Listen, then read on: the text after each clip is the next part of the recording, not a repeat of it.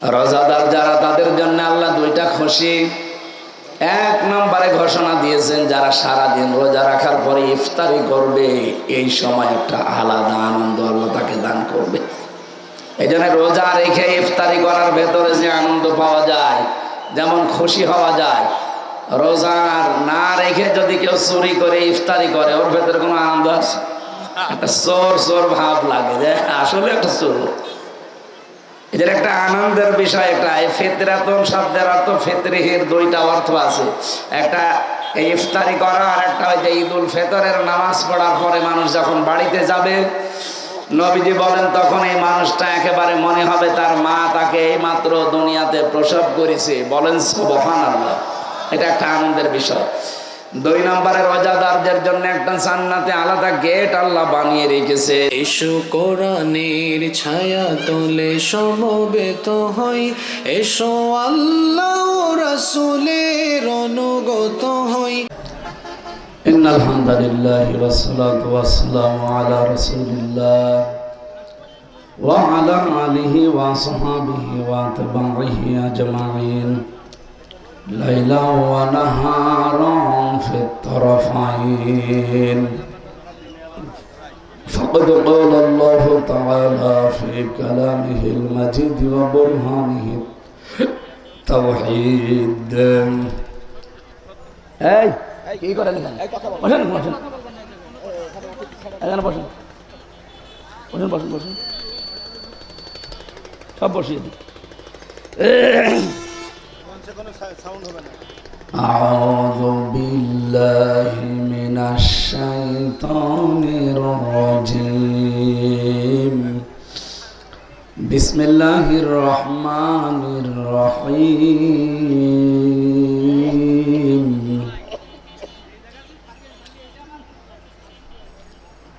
يا أيها الذين آمنوا كتب عليكم الصيام كما كتب على الذين من قبلكم لعلكم تتقون. صدق الله العظيم. আলহামদুলিল্লাহ। ঝিনাইদহ জেলার শৈলকুপা থানার অন্তর্গত মরহুম তফসির আলী মিয়া খলিফা ফরফরা শরীফের প্রতিষ্ঠিত সিদ্দিকিয়া হামিদিয়া হাফিজিয়া এতিমখানা বড়দাহ মদিনাতলা এর উদ্যোগে তাফসিরুল কোরআন মাহফিলের স্বনামধন্য সভাপতি। কি নাম কয় সভাপতির?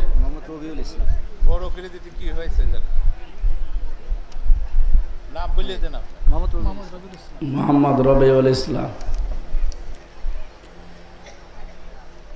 এতক্ষণ যারা কথা বললেন, মাওলানা ডক্টর হাবিবুর রহমান আপনাদের ঝিনাইদহর সন্তান, মাওলানা হোসাইন মাহফুজ চুয়াডাঙ্গার, মাওলানা মাহফুজুর রহমান, বিশেষ অতিথি, অনেকগুলো মানুষের নাম আপনারা দিয়েছেন।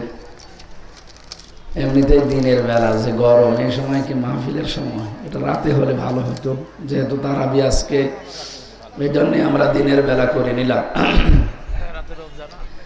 যারা এসেছেন আজকের এই মাহফিলের অতিথি হিসাবে, নাম যাদের দেখছি, ওয়ারফা'না লাকা যিকরাক, আল্লাহ এদের মর্যাদা সম্মান যেন আরো বাড়িয়ে দেন। সকলে বলেন আমিন। আমাদের এই অঞ্চলের অভিভাবক আমাদের অ্যাডিশনাল এসপি সাহেবের পরে সম্মানিত ওসি সাহেব দুইজনে এসেছেন, প্রশাসনের যে ভাইগুলো এসেছে, যেটা রেকর্ড হচ্ছে তো সারা পৃথিবী ছড়াচ্ছে এখন, বিশেষ করে যারা লাইভ দেখছে সারা বাংলাদেশে। আমাদের সামনে এখন মাত্র 1-2 হাজার মানুষ না, এখন 18 কোটি মানুষ। এইটার বরকতে প্রশাসনের উপরে আগস্টের 5 তারিখের পর থেকে যে ধারণাটা ছিল এখনো পর্যন্ত কাটেনি, এটা যেন আবার আগের অবস্থায় ফিরে যায়। ওনাদের যে সমস্ত নিয়ম নীতিগুলো লেখা থাকে দেখবেন, ঐক্য, শান্তি, শৃঙ্খলা। নবীজি যে 2টা চোখের কথা জানিয়েছে হাদিসে, যে এদেরকে আল্লাহ জাহান্নামে দেবে না। 1 নম্বরে যারা গভীর রজনীতে গোনার কথা মনে করে কাঁদে, 2 নম্বরে জনগণের জান মাল ইজ্জত আবরু হেফাজতের জন্য যারা রাত জেগে থাকে, প্রশাসনের ডিউটি যেহেতু 8 ঘন্টা না 24 ঘন্টায়, যে এখনো ডিউটিতে আছে। সুতরাং শৃঙ্খলা ঠিক রাখার জন্য যারা দায়িত্ব পালন করে, এই মানুষগুলোকে আল্লাহ রাব্বুল আলামিন জাহান্নামের আগুনে তাদের চোখ একত্রিত করবেন না। সেই প্রশাসন হিসাবে আমার বাংলাদেশকে যেন আল্লাহ কবুল করেন, বলেন আমিন। পুলিশের যে চাকরিটা, বিশেষ করে প্রশাসনের যে বিভাগে আছে, এটা চাকরি না, শুধু এটা ইবাদত। এটা যে কত বড় কঠিন দায়িত্ব যারা আছে তারা জানে। সত্যি আমি তাদের সাথে মিশে দেখেছি, এই মানুষগুলোর কাজ অনেক বেশি। বাংলাদেশে এমন কোনো বিভাগ নেই যাদের এত কষ্ট করা লাগে, শ্রম দেওয়া লাগে। যেহেতু আজকে শৃঙ্খলা ঠিক রাখার জন্যে এখনো পর্যন্ত বাংলাদেশটা যে অবস্থায় আছে, আমি যতটুকু বুঝি জানি ওনাদের অ্যাক্টিভিটিসের কারণে আছি। ওনারা আরও অ্যাক্টিভ হওয়া দরকার, যদিও কিছু মানুষের কারণে এখন অ্যাক্টিভ হতে পারছি না। আল্লাহ রাব্বুল আলামিন বাংলার প্রশাসনের ওপরে যেন রহমত নাজিল করেন, আগের অবস্থায় সেই সুনামের সাথে দক্ষতা নিয়ে কাজগুলো পরিচালনা করার তৌফিক এবং ইবাদত হিসাবে আল্লাহ যেন পুরা দায়িত্বটা কবুল করেন, আমিন। সামনে বসা মুসলমান ভাইরা, পর্দার আড়ালের সম্মানিতা মা এবং বোনেরা, দিনের বেলা তো মেয়েদের তো এখন কাজ কাম কম, শুরু হবে হয়তো কালকে জোহরের পর থেকে। তো এখন পুরুষের তো কাজ দিনের বেলা বিভিন্ন জায়গায় আছে, মেয়েরা শুনলাম ঝেঁকে পড়েছি, আমাদের চাইতে 2-3 ডবল বসে আছে তারা। তাই আমরা কোরআন থেকে কথা শুনবো। সামনে রমজানুল মোবারক ছায়া ফেলতে যাচ্ছে। আজকে যদি চাঁদ উঠে যায়, মাগরিবের পরে যদি সত্যি চাঁদ ওঠে, মাগরিব পর্যন্ত এই 11 মাসের যে ইবাদত, মাগরিবের পর থেকে 1 মাসের ইবাদতটা পুরা আলাদা হয়ে যাবে। আমরা এখনো পর্যন্ত যদি 70 বার সুবহানাল্লাহ বলি, যে সওয়াব পাওয়া যাবে, তো মাগরিবের পরে চাঁদটা উঠতে দেরি, আপনি একবার সুবহানাল্লাহ বলবেন, সেই সওয়াব পাওয়া যাবে। হ্যাঁ, নেকির মূল্য অনেকের কাছে হয়তো এখনো নেই। এটা যদি মূল্য আপনি না বোঝেন, পারকালীন জিন্দেগি যদি সত্যি আপনার কাছে ক্লিয়ার না থাকে, এটার মূল্য আপনার কাছে আসবে না। আমরা যারা কোরআন হাদিস 100% বিশ্বাস করি, এখানে বসে বসে আছি, বলেন তো কিয়ামতের ময়দানের যে দৃশ্যের কথা আল্লাহ কোরআনে দিয়েছেন, এটা কি স্বাভাবিক বিষয় না বিশাল বিষয়? বিশাল ব্যাপার একটা। যে মা আমাকে পেটে নিয়েছে, আপনি ধারণা করতে পারেন কোনোদিন সে 500 বছর তার পা ধরে পড়ে থাকবে মানুষ, আর মুখের ওপরে লাথি দিয়ে বলবে যে আমার দুনিয়ায় বিয়েই হয়নি, তোরে পাবো কোথায়? কি কঠিন অবস্থা তৈরি হবে। ইয়াউমা তারাউনাহা তাযহালু কুল্লু মুরদিআতিন আম্মা আরদাআত ওয়া তাদাউ কুল্লু যাতি হামলিন হামলাহা ওয়া তারান নাসা সুকারা ওয়া মা হুম বিসুকারা ইলা আখির আয়াত। সূরা হজের ভেতরে আল্লাহ জানিয়েছেন, হে নবী, এমন সালসালা অবস্থা পয়দা করব ময়দানে হাসরে, দুধের বাচ্চার কথা পর্যন্ত তার মা ভুলে যাবে। সন্তান হবার জন্য লজ্জা স্থানও লাগবে না, পেট ফেটে বের হয়ে যাবে। কি ভয়াবহ দৃশ্য তৈরি করবে বলেন তো আল্লাহ। ওই কঠিন ময়দানে শুধুমাত্র মানুষের কাছে লাগবে তার দুনিয়ার ভালো কাজ, নেক কাজ, সওয়াব যেটা বলা হয়। ওই জন্য দুনিয়া হ্যাঁ হ্যাঁ ঠিক আছে, আমরা দোয়া করছি। জি ভাই, আপনাদের কয়টা পুলিশ দেখে রেখে দিয়ে, মানে মানুষগুলো আবার যাওয়ার সময় যেন আমার বের করে দেয়।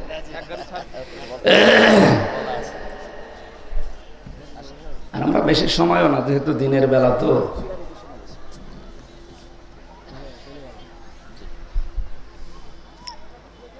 ঝিনাইদাবাসী, এই যে কঠিন পরিস্থিতির কথা বললাম, কোরআনে কারিমের বর্ণনা ভাষ্য, এই অবস্থায় মানুষের শুধু কাজে লাগবে যেটা, তার নাম যেহেতু নেকি, আর এটা কামাই করার জন্যে এই পৃথিবীর জমিনটা চোখ বন্ধ হয়ে গেলে নেকির কাজ করার আর কোনো সুযোগ আমাদের নেই। আছে না? নেই। সুতরাং যতদিন আছে এখান থেকে আখেরাতের পুঁজি তৈরি করে যাওয়া দরকার। আল্লাহ যেন আমাদেরকে তৌফিক দান করেন, সকলে বলেন আমিন। আজকের এই ময়দানটা এটা ইবাদত চলছে, নয়তো কত ব্যস্ত মানুষ এখানে বসে আছে শুধু সওয়াব বৃদ্ধি করার জন্য। যেহেতু রমজানুল মোবারক সামনে আমাদের ছায়া ফেলতে যাচ্ছে, আমরা জানি রমজান ১৫০০ বছর আগে কোরআনে কারিম নাজিল হয়েছে এই রমজানে, এই জন্য এর মর্যাদা বেড়ে গেছে। ১৫০০ বছর আগে রমজান মাস দুনিয়ায় ছিল না? এই জবাব দিলেন না, ছিল না? তো রমজানের এই মর্যাদা, এই দাম ছিল না। যার জন্য এই মর্যাদা বৃদ্ধি পেয়েছে তার নাম যেহেতু কোরআন। বিয়েতে যেহেতু বরের দাম বেশি হয় বরযাত্রীর চাইতে, আমাদেরও হিসাব নিকাশ করে এখন থেকে জীবন চালানো দরকার। যে রমজান মাসের আগেও ছিল, কোনো মর্যাদাই ছিল না। হ্যাঁ, সফরের মতো, রজবের মতো, শাবানের মতো ছিল, কিন্তু কি জিনিস আল্লাহ দিলেন যে তার কারণে রমজানের দাম এত বেড়ে গেল। শাহরু রমাদান আল্লাযী উনজিলা ফীহিল কুরআন। আল্লাহ বলেন এই সেই মাস যার নাম রমজান। এ মাসে আমি আল্লাহ কোরআন নাজিল করেছি হুদাল লিন্নাস, মানুষের হেদায়েতের জন্য। এই আয়াত দ্বারা প্রমাণিত পৃথিবীতে হেদায়েতের কিতাব একটাই আছে, তার নাম কোরআন শরীফ। তার নাম কি? যেহেতু রমজানে আল্লাহ এটা নাজিল করেছেন মানুষের হেদায়েতের জন্য, হুদাল লিন নাস না দিয়ে হুদাল লিল মাখলুকাত অন্য কোনো শব্দ দিতে পারতেন। আল্লাহ বলেন আমি মানুষের হেদায়েতের জন্য এটা দিয়েছি। সুতরাং আমরা মানুষ পদবাচ্যে যারা বিবেচিত, আমাদের উচিত হবে বিবেকটা কাজে লাগিয়ে কোরআন থেকে হেদায়েত নেওয়ার জন্য চেষ্টা করা। ওয়ালাকাদ ইয়াসসারনাল কুরআনা লিযিকরি ফাহাল মিন মুদ্দাকির। এই আয়াতটা সূরা কমারে 4 বার আল্লাহ দিয়েছেন। 4টা জাতির ধ্বংসের কথা আছে এই আয়াতগুলো বলার আগে। আমি আজকে পুরা সূরাটার তাফসীর দেখছিলাম যে 4টা জাতিকে আল্লাহ কেন ধ্বংস করেছিলেন, তার ধ্বংসের কাহিনীগুলো আগে বর্ণনা করেছেন আমাদের সামনে। এরপরে দিয়েছেন ওয়ালাকাদ ইয়াসসারনাল কুরআনা লিযিকরি ফাহাল মিন মুদ্দাকির। 17 নম্বর আয়াত, 22 নম্বর আয়াত, 32 নম্বর আয়াত, 40 নম্বর আয়াত। একই সূরায় সূরা কমারে 4 বার আল্লাহ দিয়েছেন। দেখবেন এর আগে 4টা জাতির ধ্বংসলীলার কথা আছে। এ কারণেই দিয়েছেন, কারণ এই 4টা জাতিকে আল্লাহ আসমানি কিতাব দিয়েছিলেন। কারো উপরে বড় কিতাব ছিল, কারো উপরে সহিফা ছিল। এই মানুষগুলো আল্লাহর পাঠানো কিতাব মানে নাই, এই জন্য আল্লাহ তাদেরকে ধ্বংস করার পরে দিয়েছেন ওয়ালাকাদ ইয়াসসারনাল কুরআন। হে মুহাম্মাদুর রাসূলুল্লাহ, আপনার উম্মতদেরকেও শোনান যে তারাও কিন্তু কিতাব পেয়েছে। আমি এই কোরআনকে সহজ করে দিলাম উপদেশ গ্রহণ করার জন্য, লিযিকরি ফাহাল মিন মুদ্দাকির। এরপরও কি এখান থেকে শিক্ষা নেওয়ার মতো কেউ নেই? আল্লাহ যেহেতু আফসোস করছেন, আল্লাহর এই আফসোস যেন আমরা থাকতে না দেই, এমন কাজ কোরআনের সাথে আরম্ভ করা দরকার। কোরআনে কারিম যেন কিয়ামতে আমাদের সকলের পক্ষে দাঁড়িয়ে সুপারিশ করে, বলেন আমিন। আল কোরআনু হুজ্জাতুল লাকা ওয়া আলাইকা। কোরআন শরীফ যদি কারো পক্ষে কথা বলে কিয়ামতে আল্লাহ তাকে মাফ করে দিবে। কোরআন যদি কারো বিপক্ষে অবস্থান নেয়, সে যত বড় ওলি দাবি করুক জাহান্নামে যাবে। আজকের অনুষ্ঠান যে মাদ্রাসার, এখানে কোরআন শরীফ পড়ানো হয় না, হয় না? খায়রুকুম মান তাআল্লামাল কোরআন ওয়া আল্লামা। নবীজি বলেন উত্তম মানুষ ওইটা তোমাদের ভেতরে যে কোরআন শেখে আর মানুষকে শেখায়। সেই অবস্থায় যেহেতু আজকের এই মাহফিলের যারা দায়িত্বে আছেন এবং এই প্রতিষ্ঠানের এবং যারা এর সাথে জড়িত আছে, সবার উদ্দেশ্য এই যে মানুষ যেন কোরআন জানে, কোরআন শেখে, কোরআন বোঝে। রমজানুল মোবারক ছায়া ফেলেছে আমাদের সামনে। আমি যে কথাটা তুলছিলাম, রমজান আগেও ছিল, দাম ছিল না, শুধু কোরআন নাজিল হয়ে দাম বেড়ে গেল। যার জন্য দাম বাড়ে তার বিষয়ে বিস্তারিত আমাদের জানা দরকার। আল্লাহ রাব্বুল আলামিন বলেন ইয়া আইয়ুহাল্লাযীনা আমানু, ওহে যারা ঈমানের দাবি করো, কুতিবা আলাইকুমুস সিয়াম, তোমাদের উপরে আমি আল্লাহর রোজা লিখে দিলাম। কামা কুতিবা আলাল্লাযীনা মিন ক্বাবলিকুম, তোমাদেরকে দেয়নি, এর পূর্বে যত নবী ছিল প্রত্যেক নবীর উম্মতের উপর এটা লিখিত ছিল। লাআল্লাকুম তাত্তাকুন, এর প্রথম পুরস্কার হচ্ছে তোমরা যেন তাকওয়া অর্জন করতে পারো। রোজার দ্বারা যে তাকওয়া মানুষ অর্জন করতে পারে, পৃথিবীতে কোনো ইবাদতে এত তাকওয়া অর্জন করা সম্ভব না। এরপরে কিছু বিধানের কথা আল্লাহ জানিয়েছেন যে কারা কারা রাখবে, কারা রাখবে না, কি করবে। এর শেষের দিকে আছে ওয়ান তাসুমু খায়রুল লাকুম ইন কুনতুম তা'লামুন, যদি তোমরা রোজা রাখো এরপরেও তোমাদের জন্য এটা ভালো হবে, কল্যাণ হবে। কি ভালো হয়, কি কল্যাণ হয় রোজা রাখলে, আমরা একটা একটা করে কয়েকটা বিষয় বলার পরে তাফসিরে যাচ্ছি। প্রথম নম্বরে রোজা রাখলে উপকার হয় মানুষের শরীরে। এই ছেলে, এখানে কথা বলা যাবে না, ঠিক আছে। 2017 সালে এই তথ্যটা এক চিকিৎসা বিজ্ঞানী দিয়েছে। এর নাম হচ্ছে ইউশোনারি ওসামি, এ বাড়ি জাপানে। উনি চিকিৎসা বিজ্ঞানের উপরে নোবেলও পেয়েছেন 2017 সালে। আমি ওনার ওই জীবনীটা পড়ছিলাম, কেন নোবেল দেওয়া হয়েছে তাকে। উনি 3.5 হাত বডি নিয়ে গবেষণা চালিয়েছে। আমাদের ভেতরে আল্লাহ রাব্বুল আলামিন ব্যক্তিগত মানে সৃষ্টিগতভাবে 2 কোটি কোষ দিয়েছেন। এই কোষগুলো আমাদের শরীরে না থাকলে আপনি মারা যাবেন। কিন্তু এই যে 12 মাস একাধারে যখন খাবার মানুষ কন্টিনিউ খেতেই থাকে, এই কোষের পাশাপাশি আরো কিছু কোষ তৈরি হয়, বৃদ্ধি পায় এই কোষগুলো। উনি চিন্তা করলেন যে এই যে বেশি বেশি এই কোষগুলো তৈরি হয়, এর কাজ কি। কাজ তো দূরের কথা, এর অপকারিতাই বেশি। কারণ এই কোষগুলো যখন বৃদ্ধি হয় তখন শরীরের ভেতরে আমাদের যে 5.5 কেজি রক্ত আছে, এর ভেতরে 5 প্রকার ক্যান্সার হওয়ার সম্ভাবনা বেশি। ওই কোষ যার যত বেশি হবে তার তত বেশি ক্যান্সারের ঝুঁকি থাকবে। 2 নম্বরে শরীরের ভেতরে টিউমার তৈরি হবে। আপনি দেখবেন টিউমার 2 প্রকার হয়, একটা ভেসে ওঠে আর একটা ভেতরে থাকে। আমার এই যে একটা ভেসে উঠেছে, অনেকের ভেসে ওঠে উপরে, অনেকের ভেতরে থাকে। টিউমার আছে। এই কোষগুলো ধ্বংস যদি না করা যায় তাহলে এই 2টা রোগ, টিউমার, ক্যান্সার বাড়তেই থাকবে। চিন্তা করলেন এটা কি করে নষ্ট করা যায়।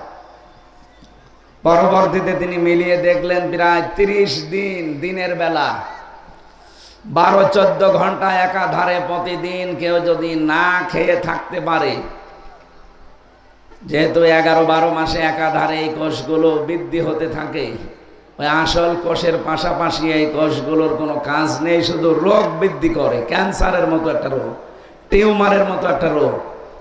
তখন আল্লাহর দেওয়া ন্যাচারাল ভাবে যে কোষগুলো আমাদের শরীরে আছে 2 কোটি, এগুলো এই আশপাশে যেগুলো তৈরি হয় এগুলো খেতে আরম্ভ করে। কারণ 12-14 ঘন্টা আপনি খাবার দেন না ভেতরে, সে খাবে কি। তখন ওই আশপাশে যেগুলো বৃদ্ধি হয়ে আছে ওইগুলো খাওয়া আরম্ভ করে। উনি চিন্তা করে দেখলেন, গবেষণা করে, যে একাধারে যদি 30 দিন এভাবে মানুষ পালন করে তাহলে পুরা অতিরিক্ত কোষগুলো, আল্লাহর দেওয়া কোষ খেয়ে খেলে সব শেষ করে ফেলার একটাও বাকি থাকে না। উনি চিন্তা করেছিলেন দেখি তো এটা পৃথিবীর কোন গ্রন্থে তথ্যটা পাওয়া যায় কিনা। ধর্মীয় গ্রন্থগুলো তিনি অনুসন্ধান করতে করতে সর্বশেষ কোরআনে কারিমে, কোরআনুল কারিমে তিনি পেয়েছেন এই তথ্যটা। 1500 বছর আগে আমার আল্লাহ এই তথ্য কোরআনে নাযিল করে জানিয়েছেন যে এই কোষগুলো থেকে মুক্ত হওয়ার জন্য আল্লাহ রাব্বুল আলামিন সিয়াম দিয়েছেন, রোজা দিয়েছেন।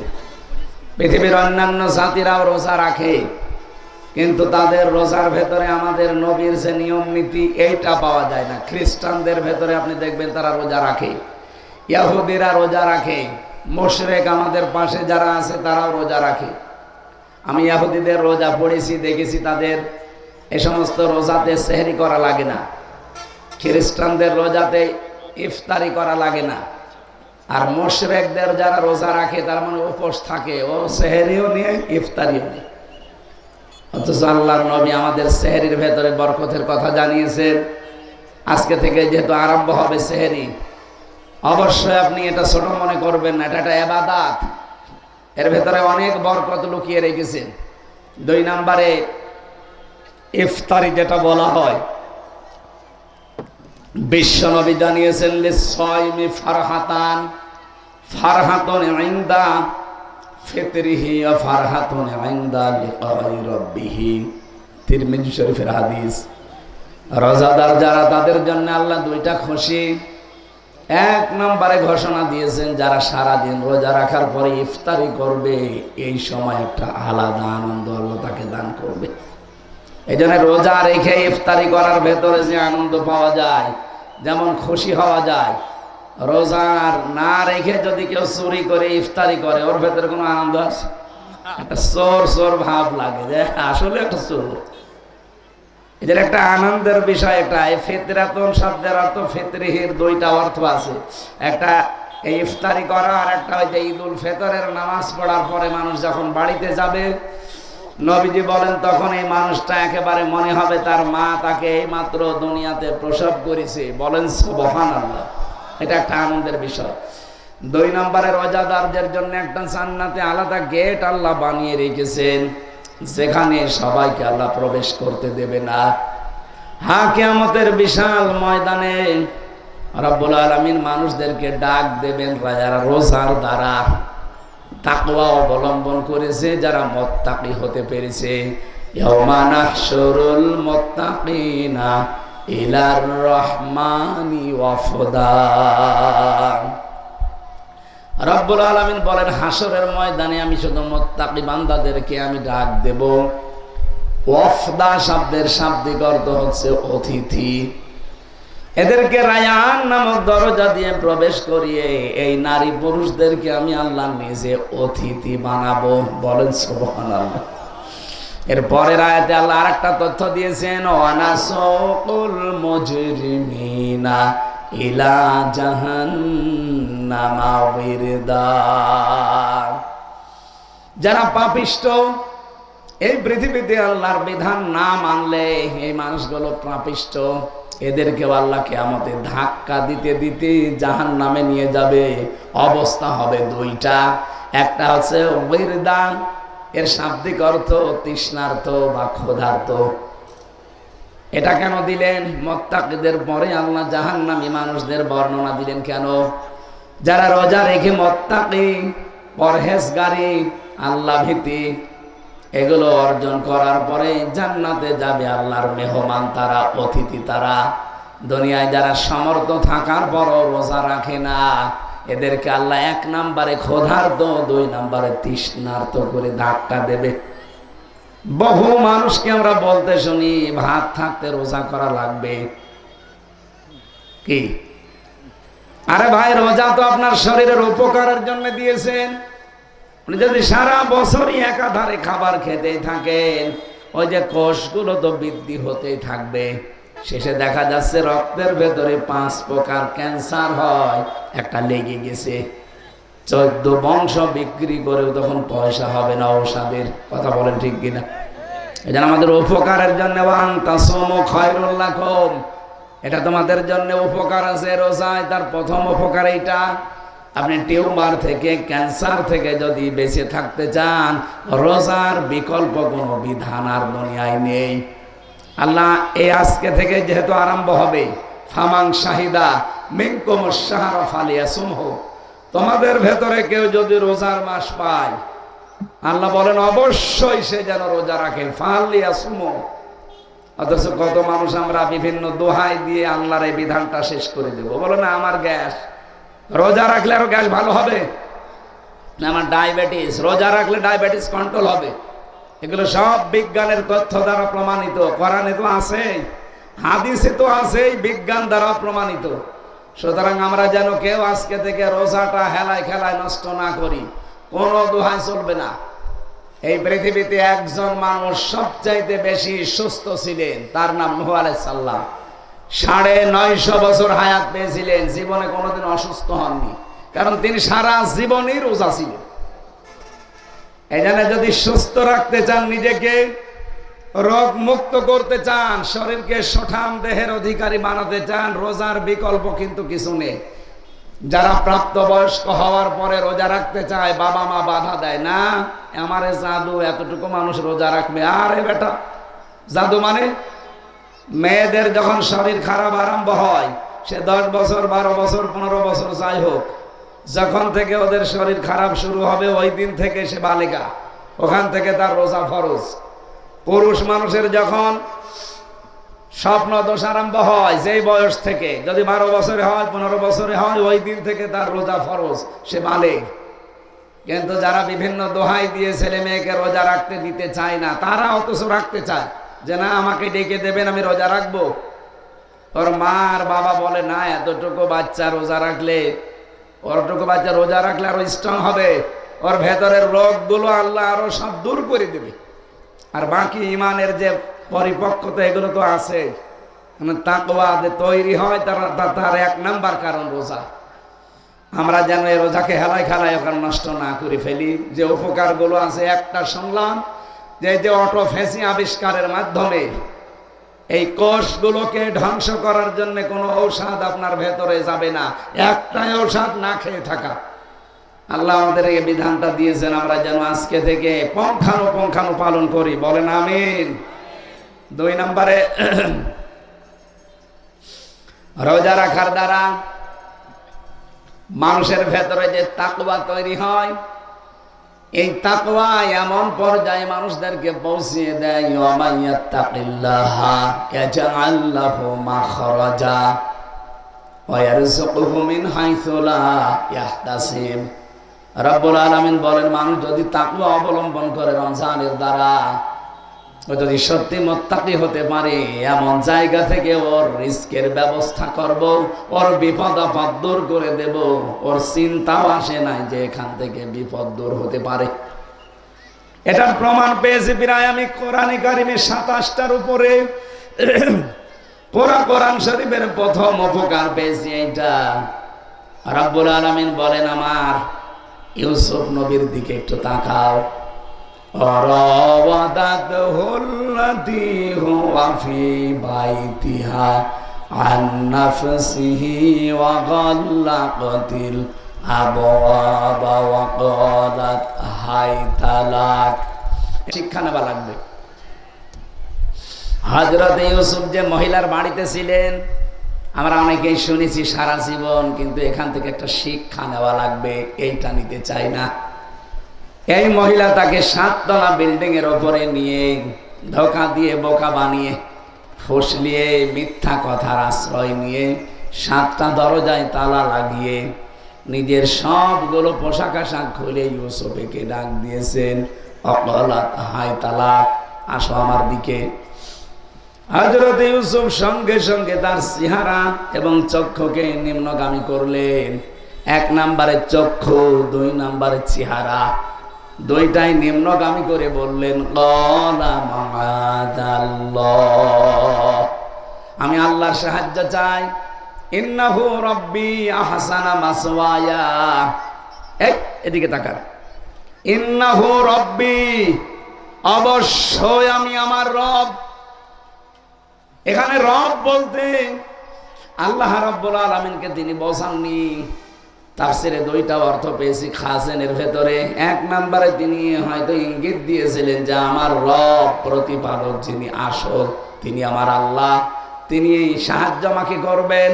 2 নম্বরে আমার রব বলতে এখানে বুঝিয়েছেন প্রতিপালক হিসাবে, লালন পালনকারী হিসাবে, তার যে দায়িত্বশীল আজিজে মিসর, তাকে তিনি বোঝাতে চেয়েছেন, সুলাইখা আপনার স্বামী, আমার যিনি অভিভাবক, যার বাড়িতে আন্ডারে আমি আছি, তার কাছে থেকে তার রেখে যাওয়া আমানত তার স্ত্রীকে আমি এই জেনা ব্যভিচারের মাধ্যমে নষ্ট করব না, এটা সম্ভব না আমার দ্বারা। এখানে কারণ হিসাবে তিনি একটা উল্লেখ করলেন, ইন্নাহু লা ইউফলিহুজ যালিমুন। এখানে যারা তাফসির পড়তে পারে বা আরবি গ্রামার বোঝে, হযরত ইউসুফ কিন্তু বলতে পারতেন ইন্নাহু লা ইউফলিহুজ যালিম, যে জালেমরা কখনো সফল হয় না। তিনি নিজের কথা বলতে গেলে জালেম বলতে পারতেন, যে আমি যেহেতু নিজে এই কাজে এখন লিপ্ত হব, জালেমরা কোনোদিন পৃথিবীতে সফল হয় না, হবেও না। কিন্তু জালিমন দিলেন কেন? এইটাই আমাদের জন্য হযরত ইউসুফ জালিমন দিয়ে বোঝাতে চেয়েছেন জুলাইখা শুধু আমি না। আজকের এই দিন থেকে কিয়ামত পর্যন্ত কোন মানুষ যদি সত্যি দেয় নফসের উপরে, সমাজের উপরে, জনগণের উপরে যেভাবেই হোক জুলুম করে, এই জালেমরা কোনোদিন সফল হচ্ছে না, হবেও না। বলেন নাউজুবিল্লাহ। ইউসুফ নবী নিজের দিকে শুধু ইঙ্গিত দেননি, জালিমন বহু বচন দিয়ে আমাদেরকেও এর ভেতরে এনেছেন। সুতরাং পৃথিবীর মানুষেরা যাদের জীবনে জুলুমের কোনো অভ্যাস আছে, নিজের ব্যক্তিগত জীবনে জুলুম করে অনেকে। জুলুম কাকে বলে? যেই জিনিস যেখানে রাখা দরকার ওইটা ওই জায়গায় না রেখে অন্য জায়গায় রাখার নাম জুলুম। কি কথা বুঝতেছেন? এই যে টুপিটা, এটা মাথায় রাখা, এটা আসল কাজ মাথায় রাখা। এটা যেন আমি পায়ের কাছে রেখে দেই, টুপির উপরে জুলুম। এ কথা বললেন? চটি আমার পায়ের নিচে আছে, এ স্যান্ডেল পায়ে থাকারই দরকার, ওইটা যদি এখন মাথায় নিয়ে ঘুরি, স্যান্ডেলের উপরে জুলুম। এ কথা বলা লাগবে ভাই। এই পৃথিবীতে সবচাইতে বড় জায়গা আমরা মনে করি বাংলাদেশের জন্য সংসদ ভবন, কারণ এখান থেকে কন্ট্রোল হয় বাংলাদেশ চলবে কেমন। কথা বলেন না কেন? সুতরাং এই যে বড় জায়গা, আরে পৃথিবীতে সবচাইতে বড় কিতাব আমরা জানি কোরআন। 104 খানা সহিফার কিতাব দিয়ে আল্লাহ বড় কিতাবের নাম দিয়েছেন কি? আল কোরআন। এই কোরআনে কারিম থাকবে সবচাইতে বড় জায়গায়। সুতরাং সংসদে যতদিন কোরআন না যাবে ততদিন কোরআনের উপরে জুলুম হবে। আপনি চটি পায়ে দেওয়া দরকার, ওটা মাথায় রাখলে যেমন জুলুম হয়, কারণ ওইটা ওর জায়গা না। টুপি মাথায় রাখা দরকার, এটা মাথায় না দিয়ে পায়ের কাছে রাখলে যেমন এর উপরে জুলুম হয়, কারণ এটা মাথায় রাখা দরকার, এটা পায়ের কাছে রাখার জিনিস না। কোরআনও তো থাকবে সবার উপরে। কথা বলেন না কেন? এমন কোন মানুষ এখানে পাগলও পাবেন যে কোরআনের উপরে কেউ স্যান্ডেল রেখে দেয়? বলেন বলেন। এমনকি কোরআনের উপরে বাংলা, ইংরেজি, উর্দু কোন বই রাখে? যত বই থাকবে তার উপরে রাখবে কোরআন শরীফ। যদি অনেকে দেখে বিভিন্ন মসজিদে না বুঝে হোক আর না জেনে হোক কোরআনের উপরে ফাঁসাইলে আমল রেখে দেয়, এটা ঠিক না। কোথায় পেয়েছেন আপনি? সবার উপরে থাকবে কোরআন শরীফ। এই কথা বলে না কেন? আমি এক মাওলানার নাম শুনেছিলাম, উনি আলেম, ওনার বউ ছিল হাফেজা। বাসর ঘরে স্ত্রী ওনাকে শর্ত দিয়েছে, স্বামী একটা ফতোয়া বলেন তো, এই পৃথিবীতে কোরআনের উপরে কোনো কিছু রাখা যায়? বলছে না। তাহলে আপনি তো আলেম আর আমি হাফেজা, আমি কোরআন শরীফ জিন্দা, সুতরাং আপনাকেও হাফেজ হওয়া লাগবে। 4 মাস সময় দিয়েছিল মাত্র, 4 মাসেই তিনি হাফেজ হয়ে এরপরে বাসর ঘর করেছে। আপনি চিন্তা করতে পারেন কোন জায়গায় ইঙ্গিত দিয়েছে? আমরাও যদি এই সিদ্ধান্ত নিতাম যে বাংলাদেশের সব চাইতে উপরের জায়গা হচ্ছে সংসদ, ওখান থেকে এই দেশ কন্ট্রোল হবে। সুতরাং এখন আর দলমত দেখা যাবে না, সামনে একটা পরিবেশ আল্লাহ তৈরি করে দিচ্ছে। কথা বলেন না কেন? এই পরিবেশটা যদি আপনি সুযোগ কাজে না লাগান, আগামী 100 বছরে এই সুযোগ আসবে না। আর বলেন, এ কথা শুনে যদি কারো কাছে রাজনীতি মনে হয়, আমার মনে হয় মাথার ভেতরে গোবর। এই 54 বছর তো আমরা উপরে এটা নিয়ে যেতে পারি নাই, এটার উপরে জুলুম হচ্ছে। কোরআনে কারিমের উপরে যদি জুলুম করতে না চান, তাহলে এখানে যেখানে রাখা দরকার ওই জায়গায় রাখা লাগবে। আপনার বিবেকেও তাই বলবে যে কোরআন আসলে উপরেই থাকা দরকার। উপরে আমরা সবাই জানি দেশের সংসদের উপরে আর কিছু নেই, আছে? বলেন বলেন। এখানে নিয়ে যাওয়া লাগবে না কোরআনকে, এটাকে ফেরেশতারা নিয়ে যাবে। সামনে যদি সময় আসে, সুযোগ আসে, 300 এমপির ভেতরে আমরা চাই 151 জন যেন কোরআন বুকে নিয়ে সংসদে যেতে পারে। এটা যদি রাজনীতি মনে হয় আপনার কাছে, হ্যাঁ এটাই আমার রাজনীতি। এটা যদি আপনার কাছে মনে হয় যে এটা ধর্ম ব্যবসা, হ্যাঁ এটাই আমার ধর্ম ব্যবসা। কারণ আমি চাই এটা যেন যায় একেবারে সবার উপরে, তাহলে এর উপরে জুলুম হবে না। এই কথা বলেন না কেন? ডক্টর হাবিবুর রহমান ওনার মতো 151 জন মানুষ যদি বাংলাদেশে কোরআন শরীফ বুকে নিয়ে সত্যি যেতে পারে, ওনারা যদি একবার যে বলে মাননীয় স্পিকার আজকে প্রথম সংসদ অধিবেশন আমরা নামাজের বিল চাই, উনি যদি বলে কারা এই পক্ষে আছেন হাত তোলেন, একবারে যদি 300-র ভেতরে 151 জন হাত তোলে ওইটা কায়েম হয়ে যাবে। তারপরের দিন থেকে নামাজ পড়বে বাংলাদেশে 18 কোটি মানুষ। আমি হয়তো ভোট দিয়েছিলাম ডক্টর হাবিবকে একটা, এই কারণেই হয়তো উনি এমপি হতে পারে। ওনার একটা ভোট পাওয়ার কারণে এমপি হয়ে যেহেতু পক্ষে ছিল নামাজের, 18 কোটি মানুষ নামাজ পড়লে যা হবে আপনি একটা ভোট দিয়ে সেই সওয়াব পাবেন। আমি যদি বানিয়ে বলি সূরা নিসা 85-86 নম্বর আয়াত নিয়ে আসেন, কোন হুজুর নিয়ে আসবেন, আমি তাফসীর সহ দেখাচ্ছি। মাইয়াশফা শাফাতান হাসানাতান ইয়াকুল্লাহু নাসিবুম মিনহা, কেউ যদি কোনো ভালো কাজে সাহায্য করে, ও ভালো কাজ করে যা পাবে শুধু আপনি সাপোর্ট দিয়ে তাই পাবে। এরকম সাপোর্টের সুযোগ যদি সামনে আসে, শুধু বিড়ি আর চা খেয়েই নষ্ট করে দেবেন। অনেকে তো এই সাপোর্ট করার সুযোগ থাকে, সমর্থন দেওয়ার সুযোগ থাকে, কিন্তু বিড়ি আর চা ও সব বিক্রি হয়ে যায়। এখন যদি আপনাকে বলা হয় যে 1 কোটি টাকা দেব হিন্দু হয়ে যান, হবে? দেখলেন রাজি হচ্ছে না। 1 কোটি টাকা দিলে ওই হিন্দু হতে রাজি না, অথচ 1 প্যাকেট বিড়ি দিলে আর 1 কাপ চা দিলে ও ভোট পাল্টিয়ে দেয়। তো ওইটাও তো ইমান বিক্রি, ওটা ইমান বিক্রি না? জালেমরা যেহেতু সফল হচ্ছে না, হবে না, এটা কি আমার বানানো না কোরআনের? এটা তো দুনিয়ার বিষয় গেল, আখিরাতে আরো কঠিন। ইন্নামাস সাবিলু আলাল্লাযিনা ইয়াজলিমুনান নাস, আল্লাহ বলেন যারা জালেম আমি নিজে তাদের বিরুদ্ধে মামলা দায়ের করব। বলেন নাউজুবিল্লাহ। হযরত ইউসুফ আলাইহিস সালামের যে ঘটনাটা আমি তুলেছিলাম শিক্ষা দেওয়ার জন্য, এবার সেই শব্দটা সামনে এসেছে। হযরত ইউসুফ নবী আল্লাহর কাছে তিনি সাহায্য চাইলেন মনে মনে, কারণ চরিত্রের এই মহা দুর্যোগ চলছে। আরে ভাই, আমাদের মতো যৌবন ওনার না। এই দেশে আমরা যারা পুরুষ মানুষ আছি, আমার মনে হয় এখনো বহু পুরুষ এমন আছে ইন্ডিয়া হারবার আর কলকাতা হারবাল ছাড়া চলতেই পারে না। কি এরকম নেই? ইউসুফ নবীর কি যৌবন এরকম ছিল? আমির হামজার 100 আমির হামজা যৌবন চা, ইউসুফ নবীর একাই তাই ছিল। কি কথা বলেন এখানে? মুহাম্মদুর রাসূলুল্লাহ বলেন তোমাদের 100 হামজার ভেতরে যে শক্তি আছে, আমি মুহাম্মদুর রাসূলুল্লাহ এক হাতের ভেতরে সেই শক্তি আছে। নবীদের শক্তি, তাদের যৌবন কত অটুট, কত মজবুত।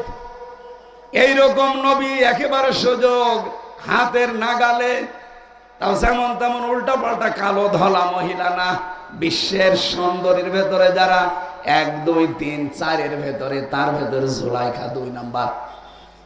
আমি তাফসিরে ফি জিলালিল কোরআনে পড়েছি, 4 জন মহিলার চেহারাকে আল্লাহ সবচাইতে বেশি সুন্দর করে বানিয়েছিলেন। 1 নাম্বারে আল্লাহ নিজের হাতে কাটিং করে বানিয়েছেন হযরতে হাওয়াকে। আদম আলাইহিস সালামের বাম পাজরের হাড় বের করে নিয়ে যে সুন্দর কাটিং করেছিলেন, ওইটা হাওয়া আলাইহিস সালামের। এত সুন্দর মানুষ দুনিয়ায় আসে নাই, কিয়ামতের আগে আর আসবেও না। 2 নম্বরে চেহারার কাটিং সবচাইতে সুন্দর ছিল হযরতে জুলাইখার। সেই মহিলা এখন পুরা উলঙ্গ প্রায় দাঁড়িয়ে আছে একজন যুবক মানুষের সামনে, 7টা দরজায় তালা লাগানো। ইউসুফ নবীর ভেতরেও কিন্তু আকাঙ্ক্ষা চলে এসেছিল, কারণ তিনিও মানুষ। এই জন্য আল্লাহ পরের আয়াতে দিয়েছেন ওয়ালাকাদ হাম্মাত বিহি ওয়া হাম্মা বিহা। জুলাইখা যেমন সব কাপড় চোপড় খুলে জেনা করার জন্য রাজি, ইউসুফ নবীও রাজি। হ্যাঁ, এই না মানে, আরে ভাই বাংলা অর্থ তো এটাই হয়। ওয়ালাকাদ হাম্মাত বিহি ওয়া হাম্মা বিহা। জুলাইখা যেমন রাজি, ইউসুফও রাজি, কারণ তার ভেতরেও তো মানবীয় গুণ আছে। তিনি তো আর ফেরেশতা ছিলেন না। কি ফেরেশতা ছিলেন?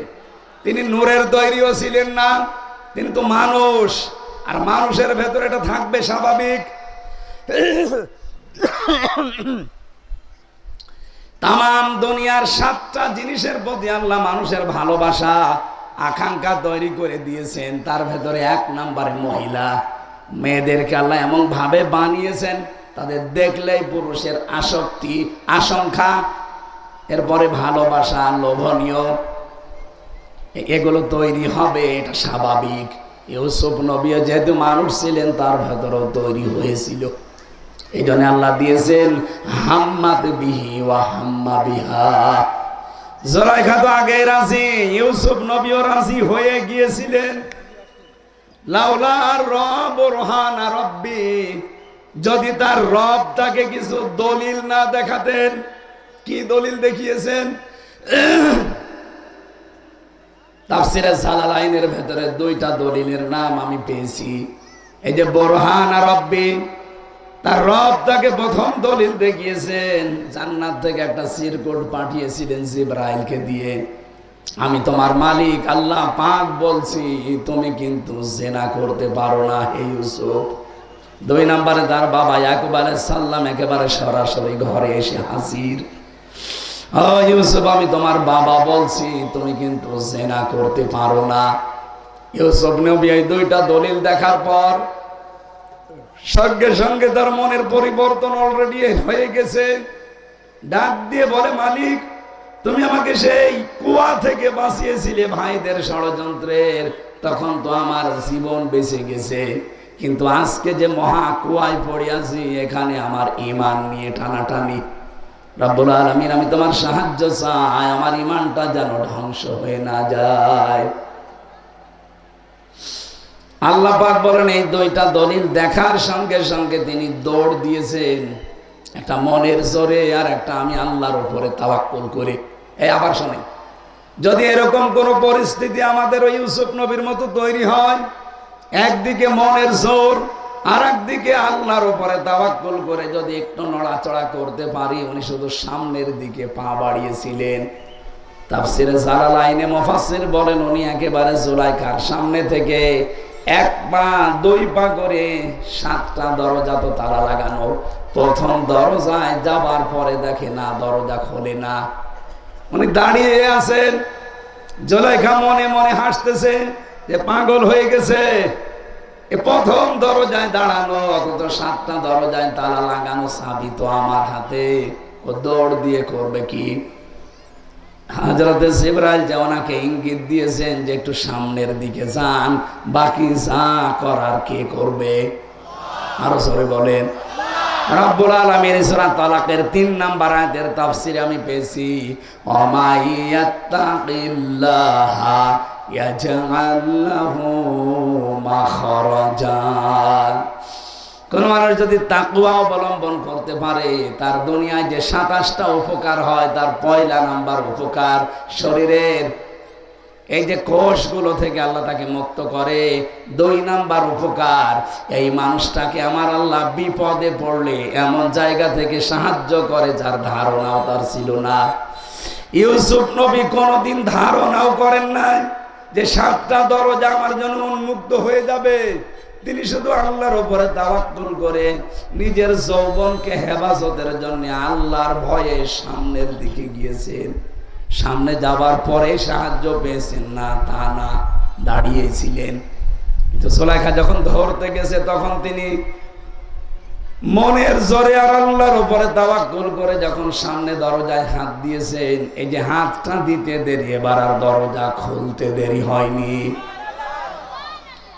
আমাদের চরিত্রের মহা দুর্যোগ সামনে আসবে মাঝে মাঝে, এমন কোন জায়গা, এমন কোন পরিস্থিতি যদি তৈরি হয়, আরে রোজার শিক্ষা তাকওয়া এইটা যদি আমরা সামনের 11 মাস সত্যি পূরণ করতে পারি, বিপদে পড়েন, অসুখে পড়েন, মুসিবতে পড়েন, এমন জায়গা থেকে আল্লাহ একটা সাহায্য পাঠিয়ে দেবে যার ধারণাও আপনি কোনোদিন করেননি।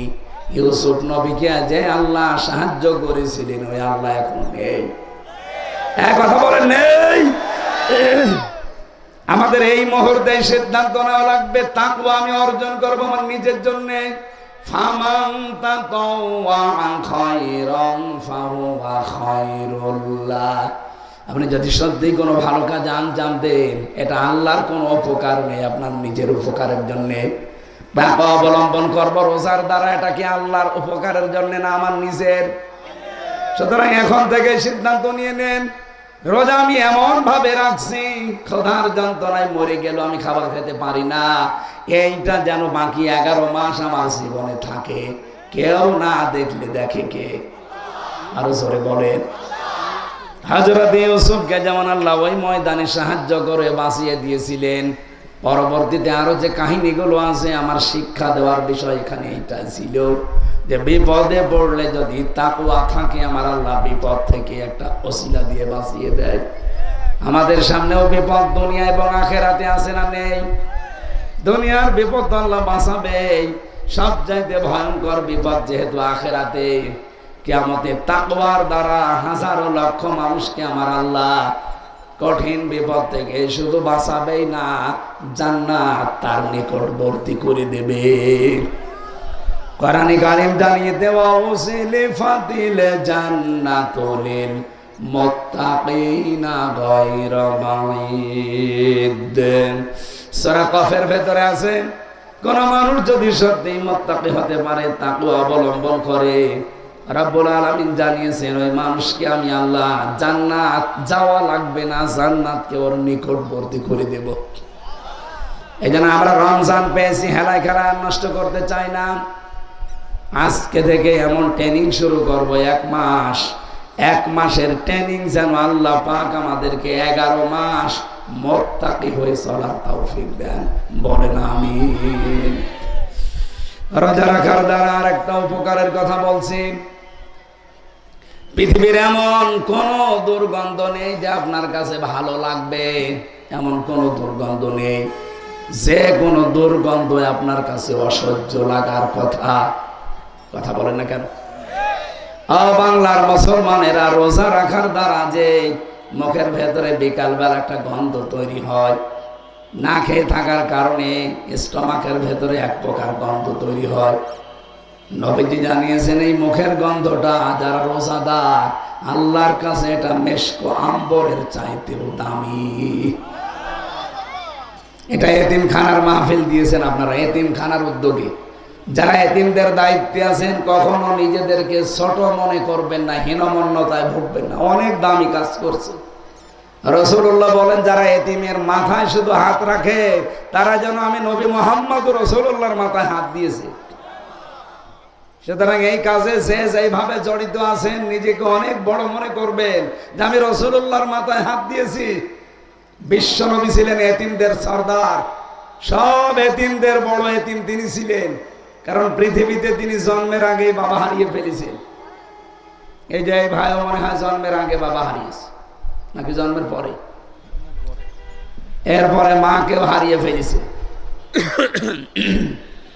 আমরা যারা এতিম এখনো হয়নি তারা টের পাচ্ছি না, কিন্তু যারা সত্যি এতিম এরা শুধু রাসূলুল্লাহর দিকে তাকিয়ে ধৈর্য ধারণ করে যে নবীজি আমার চাইতেও বড় এতিম ছিলেন। এদের মনের যে দুঃখ, যন্ত্রণা, কষ্ট, যে অভাবটা আছে, মানুষ যখন এতিমের মাথায় একটা হাত রাখে, প্রতিটি চুলের বিনিময়ে একটা করে সওয়াব পাওয়া যায়। পৃথিবীর এমন কোনো কাজ নেই যে প্রতিটি চুলে আপনি সওয়াব পাবেন না। কোরবানির চুলের সওয়াব আছে, ওটা আলাদা বিষয়, কিন্তু মানুষের ক্ষেত্রে শুধুমাত্র এতিমের জন্য এই কথা আছে। সুতরাং এতিমের দায়িত্বে যারা আছেন, নারী পুরুষ, এটা নিজের ইমানের একটা অবিচ্ছেদ্য কাজ এবং অংশ মনে করবেন, যেটা আমার একটা কাজ।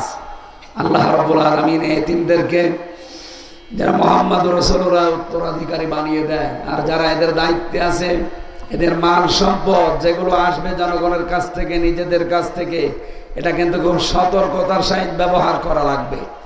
ইন্নাল্লাযীনা ইয়াকুলুনা আমওয়ালাল ইয়াতামা যুলমান, সূরা নিসার 10 নম্বর আয়াতে আছে, নিশ্চয় যারা এতিমের মাল ভক্ষণ করছে এবং করবে, যুলমান অত্যাচার করে, জুলুম করে, ফাঁকি দিয়ে, ইন্নামা ইয়াকুলুনা ফি বুতুনিহিম নার, তারা যেন তার পেটের ভেতরে জাহান্নামের আগুন প্রবেশ করায়।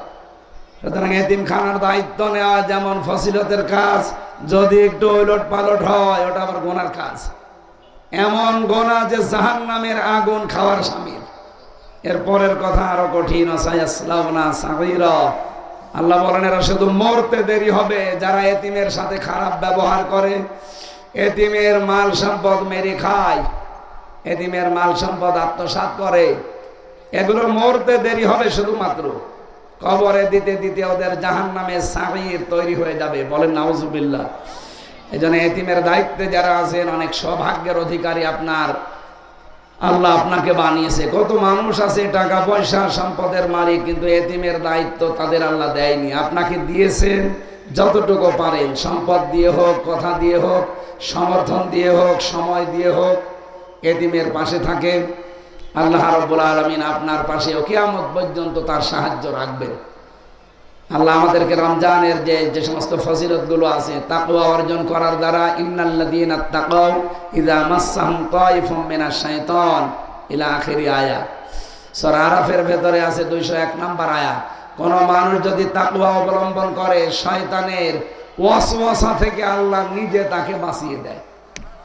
এইটা থেকে বাঁচার জন্য আমাদের সব আয়োজন, যেন শয়তান আমাদের অ্যাটাক করতে না পারে। আর এটা উত্তম মাধ্যম রোজা।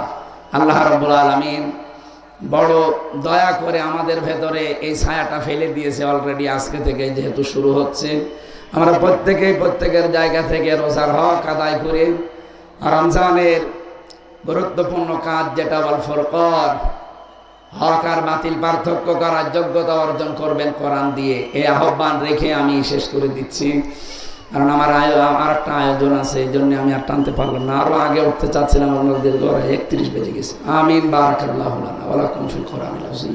আল্লাহুম্মা আমিন। এতিমখানার প্রতিষ্ঠাতা এখানে 17 জনের নাম দিয়েছেন আপনারা।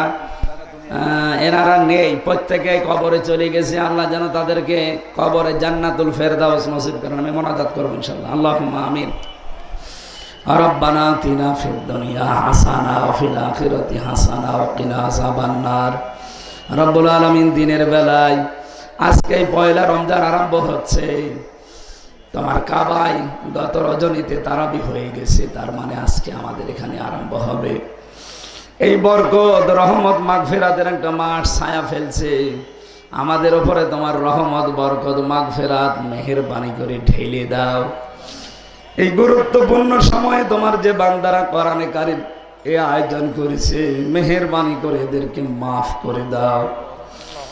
তোমার অসহায় এতিম বান্দা বান্দীদের এই প্রতিষ্ঠানের উদ্যোগে মাহফিল, যে এতিম সন্তানগুলো এখানে লালন পালন হয়, আল্লাহ এদেরকে তুমি হামে ও নাসের হয়ে দাও। তোমার নবী জানিয়েছে যারা এতিমের সাহায্য করে তারা জনমে নবীকে সাহায্য করে। কতগুলো মানুষ দেখলাম, তাদের প্রায় 17 জনের নাম দিয়েছে, যারা সবাই কবরের বাসিন্দা। এরা সবাই এতিমখানার সাথে জড়িত ছিল। রব্বুল আলামিন তোমার নবীর কথাকে সত্য প্রমাণিত করে তাদের সবাইকে কবরে তুমি জান্নাত দিয়ে দাও। এ মাহফিলে যারাই আমরা কথা বলেছি, আমি তাকওয়ার উপরে, ডক্টর হাবিব সাহেব যে বিষয়ের উপরে, হোসাইন সাহেব যে বিষয়ের উপরে, প্রতিটি আলেমের কথাগুলোকে মেনে চলার সুযোগ আমাদের দান করো আল্লাহ। সম্মানিতা মা বোনদেরকে তুমি খাদিজাকে অনুসরণ করার তৌফিক দাও। হযরতে আয়েশা সিদ্দিকাকে অনুসরণ করার সুযোগ তাদেরকে দান করো। যারা অসুস্থ আছে শেফায়ে কামেলা আজেলা নসিব করো। রোজার হক আদায় করে শরীর সুস্থতা নিয়ে একটা মাসের রোজা দিয়ে 11 মাস যেন এই তাকওয়া আমরা পার করতে পারি সুযোগ করে দাও। এলাকায় মাটির নিচে যারা ঘুমিয়ে আছে এদেরকে কোরআনের ইজ্জতে মাফ করে দাও। আল্লাহ আমার কণ্ঠস্বরটা তুমি মেহেরবানি করে ফিরিয়ে দাও। আমাকেও তুমি হক আদায় করে রোজা রাখার তৌফিক ভিক্ষা দাও। মাহফিলের সম্মানিত সভাপতি, প্রধান অতিথি, বিশেষ অতিথি যাদেরই নাম দেখলাম, প্রত্যেককে তার ঈমান এবং আমল অনুযায়ী যোগ্যতা, তার মর্যাদা বাড়িয়ে দাও। হাজী আরজান আলী সহ কত মানুষ এই মাহফিলের জন্য শ্রম দিল। আল্লাহ তাআলা যে যেইভাবে এগিয়ে এসেছে তোমার রহমত তার দিকে ওইভাবে এগিয়ে দাও। দুনিয়া থেকে কবরের সামানা জোগাড় করার মতো যোগ্যতা আমাদের দিয়ে দাও। কখন কার কাছে আজরাইল চলে আসি জানি না। কোরআন পড়া অবস্থায়, রোজা রাখা অবস্থায়, সেজদা অবস্থায় যেন আজরাইল আমাদেরকে নিয়ে যায়। জীবনের শেষ কথা যেন এটা বলতে পারি, লা ইলাহা ইল্লাল্লাহু মুহাম্মাদুর রাসূলুল্লাহ। আসসালামু আলাইকুম। আলহামদুলিল্লাহ।